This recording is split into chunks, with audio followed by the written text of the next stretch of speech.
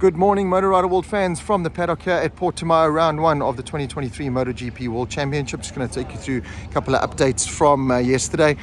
Starting off here with the Yamaha team, Fabio Quartararo, just again having to ride the wheels off the Yamaha to keep himself in contention. His teammate Franco Morbidelli, just no signs of improvement there from Frankie. He's become the ghost of the paddock, to be honest. It's a rider that we all forget to mention. I didn't even see him at the debriefs yesterday. I haven't even seen him once in the paddock yet. And, you know, whenever I post videos, 2 minutes later, I go, I didn't even mention Frankie Morbidelli. It just seems to be the forgotten rider of MotoGP at the moment, sadly. So let's hope that he can find some kind of form. Alex Rins, he was the second fastest Honda on the timesheets yesterday. So, yeah, improving every time out on the Honda. Alex Rins still says he's missing something in the feeling of the bike, but, you know, working at it every lap they improve. So, yeah, watch out for Alex Rins. Taka Nakagami, we know he's pretty much just a test rider in race conditions, so don't expect too much from him. Jean Mir, the fastest Honda rider yesterday, ahead of Alex Rins and Marc Marquez. And as I said yesterday, I think got a Suzuki with Repsol Honda fairings on there because, yeah, he looked really good. Looked really good yesterday to Jean Mir.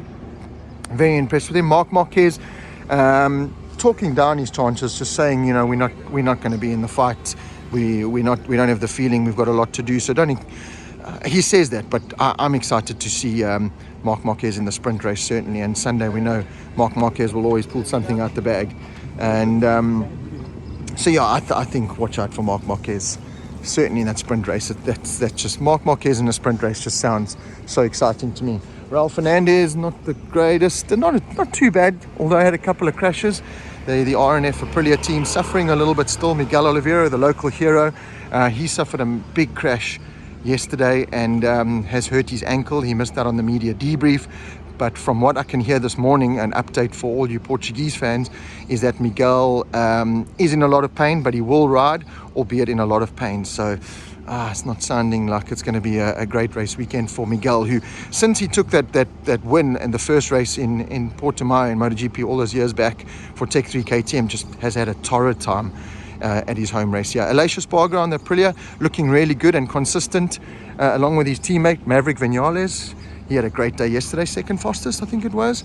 So, and he looks really good out on track, I must say. He's getting that bike stopped and jammed and out of the corners just beautifully. Augusto Fernandez, the rookie, the only rookie in MotoGP, not a bad day for him yesterday. He's put some good lap times in. Big news, of course, Pol Espargaró, an update on him after that big crash that he had yesterday. Now there's talk, you know, KTM or Gas tried the new wings on the tailpiece and that you know, hamper and caused the accident. From what I hear, no, it could potentially have just been cold tire that locked up the rear, threw Pol Espargaró off. He went sliding into the gravel trap. There's a big talk about the gravel trap here as well at Portimao. From Portimao, they say it's FIM homologated gravel. They've even changed it to new thinner gravel because the riders did complain it's stick stone. But anyway, an update on Pol Espargaró without using the big kind of medical terms. He's basically got a bruised lung, a bruised part of his spine and vertebra, and a fractured jaw for Pol Espargaró. So he's going to be out for a while, unfortunately. Pretty much expect test rider Mika Kallio to take his place. Certainly not this weekend in Portimao, but for the Argentinian round, the Cota round, and potentially Jerez as well. So, yeah, wishing Pol Espargaró all the best in his recovery. Jack Miller, the man of the moment at them here in Portimao. Had a great chat with Jack yesterday. A lot of swear words thrown around, but they were all in good tone. Yeah, very happy man at the moment. It's great to see Jack smiling and in a comfortable environment with the KTM team. And let's hope it can continue, because they proved a really good point yesterday to Jack and KTM. So a nice positive note after what has been a very negative start to the season with testing and everything. Unfortunately, Brad Binder suffering with a neck injury from the big crash that he had. So he went for an MRI scan yesterday at Faro Airport after the day's riding, and I did message him, and all I got back was, all good, thanks, see you at the track. So no official word yet. I pretty much assume that'll mean that he will definitely be riding, which is great news for South African fans and MotoGP fans, of course. But yeah, Brad Binder, sounds like all is good, no serious damage, but is going to be riding in a lot of pain. So just a couple of Hulk blood or Avengers blood injections and he'll be okay. Jorge Martin, one to watch out for, certainly in the sprint race, there's no doubt about that. Zarco's looked really impressive as well. So the Pramac Ducati just, again, continuing where they left off last year, which is great pace, a good solid team there. And I think they're going to be right in the mix for the sprint race and the main race on Sunday. Enea Bastianini sprint race could maybe be a little bit of a question mark.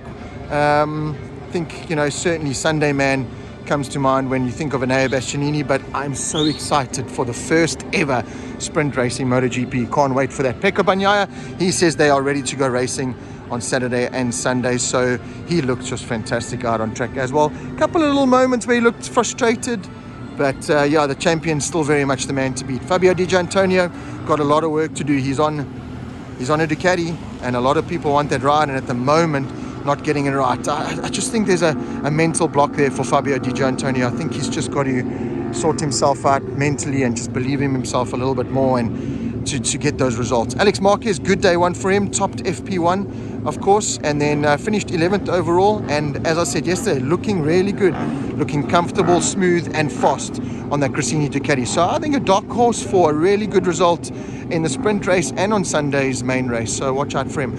VR46 Muni Ducati team, loving life at the moment. Luca Marini, had a good chat with him yesterday, bought one of his new caps, got him to sign it, and he said to me, you like the new cap? I said, yes, I love it, it looks great. Thank you very much. So yeah, all bubbly, happy, looking really good. And again, I don't want to say dark horses because they've earned their right to be, spoken about in top 5 finishes in the sprint and the main race, as with his teammate Marco Bezzecchi. So yeah, that is it from our pit lane little update here. Pol Espargaró, wishing you all the best in your recovery. Brad Binder, let's hope that he can put on a good performance this weekend despite the injury. And then of course Miguel Oliveira, the local hero, also suffering from his crash yesterday with an ankle injury. So let's see what the boys can pull out the bag, but so excited. Stay tuned. It's qualifying Q1, Q2 today, FP3 as well, and then it's a sprint race at 3 o'clock local time. I cannot wait. I'll bring you a Paddock Talk update later this evening after the day's racing action. So stay tuned to the Motor Rider World Facebook page and YouTube channel for as much content as I can possibly put out.